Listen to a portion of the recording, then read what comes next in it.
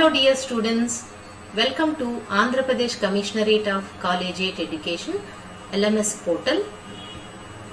I am Dr. Sechi Devi, lecturer in zoology from SKR and SKR Government College for Women, Autonomous Kadapa.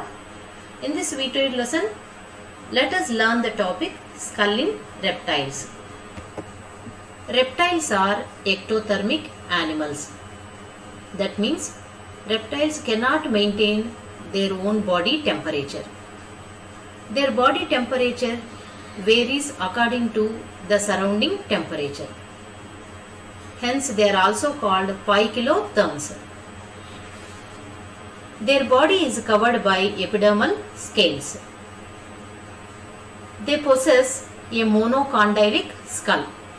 That means the skull has a single temporal fossa. The skull rests on a long neck made of atlas, axis and other cervical vertebrae. Generally in reptiles with big jaws and large head, the skull is too heavy for the neck to support it. Therefore, vacuities or fossae are developed in reptiles. These vacuities or fossae are called temporal fossae. Temporal fossae lighten the skull and also provide space for the accommodation of powerful jaw muscles, so as to allow the jaws to open widely and capture a larger prey. Skull is a bony box-like structure present in the head region, protecting the sensitive parts like brain, optic, olfactory and otic organs. Skull is made up of a number of bones like nasals, frontals, parietals, vomer's, palatine, pterygoid, squamosal, quadrate, orbitals, etc. They arrange in such a way that they give protection to various sensitive parts present in the head. During the evolution of reptiles from amphibia, important changes took place in the composition and structure of the skull. The amphibian-like reptiles are placed in a group called Cartilosauria. They exhibit amphibian and reptilian characters. One of these characteristics is the complete bony roof in the temporal region of the skull.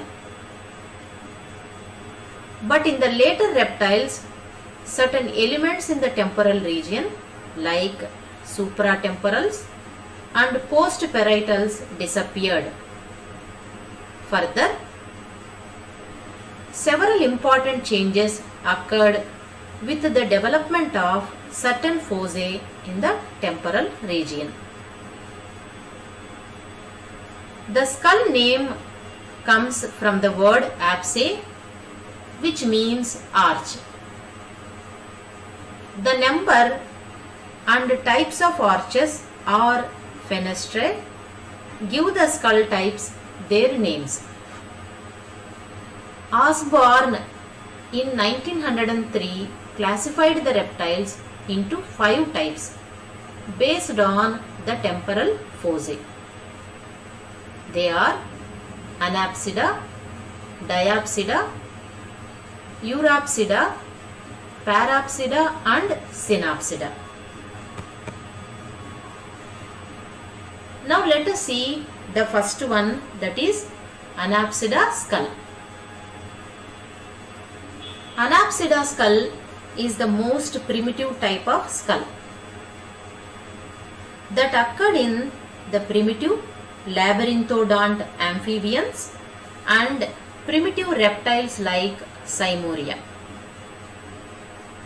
The Anapsida reptiles were the first reptiles to appear in the Carboniferous period, that is 345 to 280 million years ago.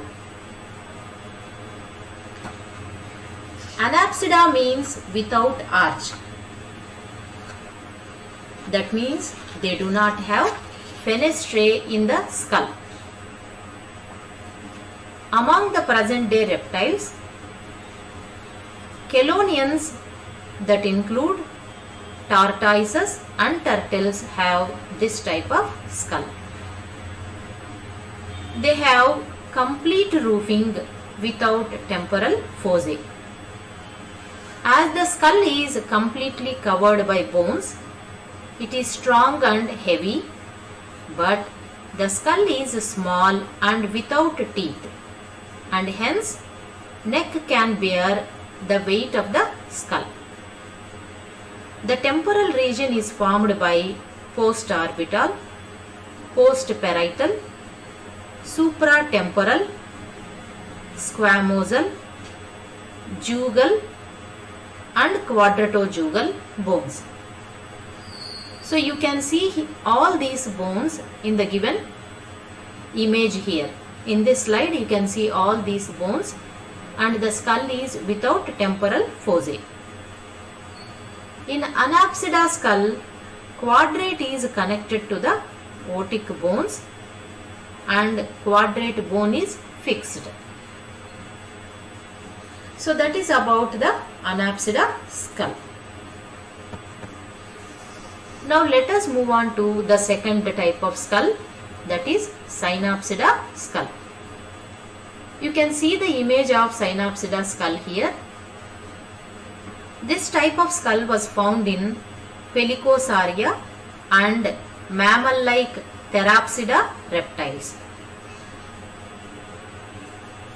In the Therapsida reptiles, the skull has only one inferior temporal fossa on each side of the skull, guarded above by postorbital and squamosal, and below by an arch or bar-like bone formed by quadratojugal and jugal.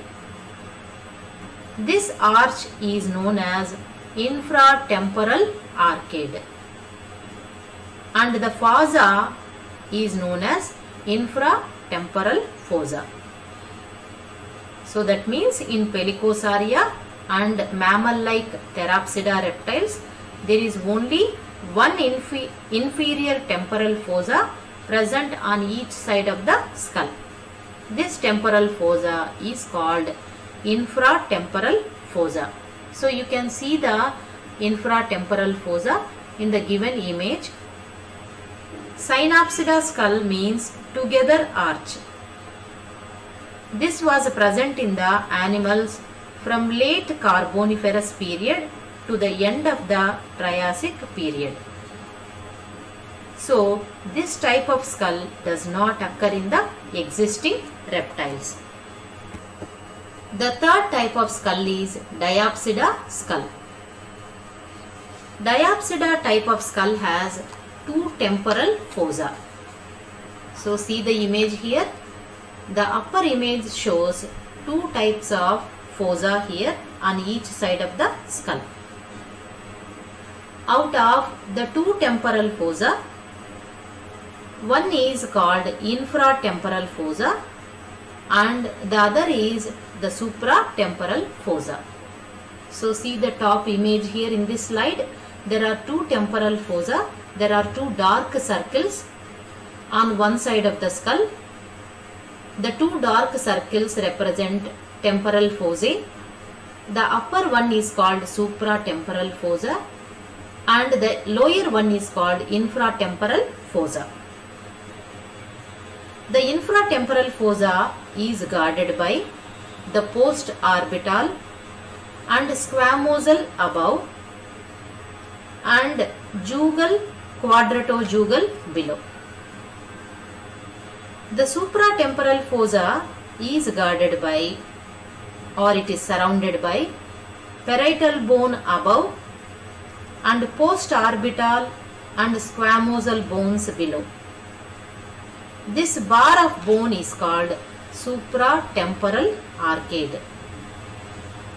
This type of skull is lighter and has more space for the attachment of jaw muscles. It is found in extinct dinosaurs and living reptiles like crocodiles and sphenodon. From the Diapsida skull, the skull of the lizards has evolved by the disappearance of infratemporal arcade. In snakes, both supra and infratemporal arcades disappeared, leaving the whole region behind the orbit devoid of bones. So you can see the lizard skull as well as the snake skull here. So in the lizard skull, only one temporal fossa is lost secondarily, but in snakes both temporal fossae are lost secondarily. So leaving this region behind the orbits the completely empty.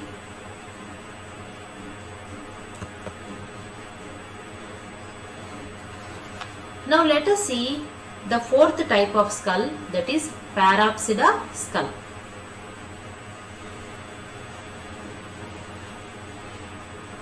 Parapsida skull occurred in extinct reptiles like Ichthyosaurus. Ichthyosaurus, you can see the image of Ichthyosaurus here. It is a dolphin-like reptile. So it was a dolphin-like aquatic reptile. This skull also has one pair of temporal fossa on the upper side, guarded by two additional bones. So see the image here. So the skull has one temporal fossa on the upper side. It is guarded by two additional bones, namely postfrontal and supratemporal bones. So see the image, you can see the postfrontal and supratemporal bones, and postorbital and squamosal on the lower side. The cavities or fossae are guarded by parietal bones above. So that means here the temporal fossa has the parietal bones above, postfrontal and supratemporal bones below. These two are the additional bones present here. So this type of Parapsida skull can be seen in the dolphin-like reptiles.